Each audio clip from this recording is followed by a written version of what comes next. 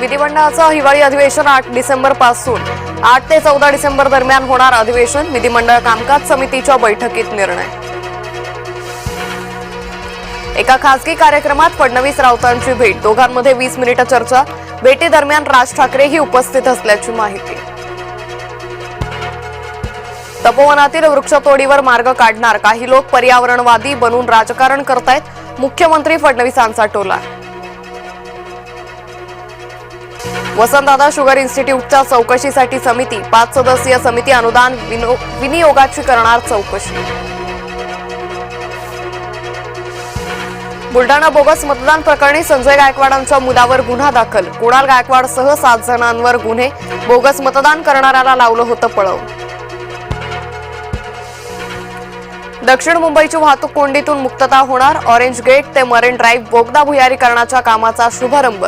फडणवीस शिंदेंच्या हस्ते कामाचा श्रीगणेशा.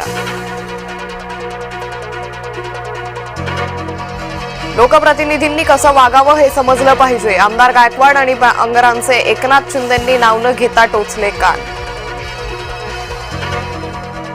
भीमा कोरेगाव आयोगासमोर उद्धव ठाकरे गैरहजर. उद्धव ठाकरेंविरोधात अटक वॉरंट काढा.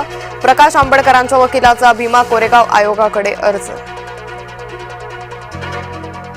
राज ठाकरे आज घेणार संजय राऊतांची भेट. भांडूपमधील निवासस्थानी जाऊन घेणार भेट. राऊतांच्या तब्येतीची विचारपूस करण्यासाठी भेट होणार. बीएमसीसाठी भाजपामध्ये इच्छुक उमेदवारांची भाऊ गर्दी. मुंबईतील 6 लोकसभा क्षेत्रातून तब्बल 1800 जण इच्छुक. जुन्याच रोटेशन पद्धतीनं आरक्षण सुरू ठेवण्यासाठी राज्यभरातून याचिका. नव्यानं रोटेशन लागू केल्यानं आरक्षणाचं उल्लंघन झाल्याचा याचिकेत दावा. मुंबई उच्च न्यायालयाच्या निर्णयाकडे लक्ष.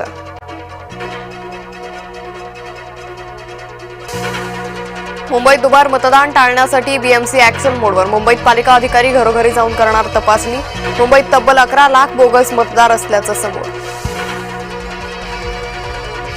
निकाल लांबणीवर उमेदवार टांगणीला तर स्ट्रॉंग रूम बाहेर प्रत्येक पक्षाच्या एका प्रतिनिधीला पहाऱ्यासाठी थांबण्याची अनुमती. 21 डिसेंबरला एमपीएससी गटची पूर्व परीक्षा. निवडणूक निकाल आणि एमपीएससी परीक्षा एकाच दिवशी. एमपीएससीच्या परीक्षेवर परिणाम होण्याची शक्यता. कामठी नगर परिषदेची केलेल्या बदलामुळे मतदार मतदानापासून वंचित. कोर्टाच्या निर्णयाकडे सर्वांचं लक्ष. मालेगावात 14 वर्षीय मुलीवर लैंगिक अत्याचार. 54 वर्षीय नराधम अटकेत.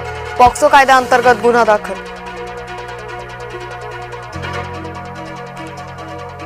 निलेश गायवळच्या अडचणी वाढणार. निलेश गायवळ विरोधात रेड कॉर्नर नोटीस जारी. निलेश गायवळ अद्यापही फरार.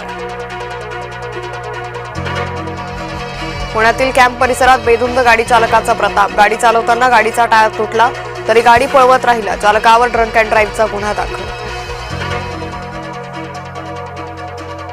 नवी मुंबईच्या वाशीमध्ये मसाज सेंटरवर पोलिसांचा छापा.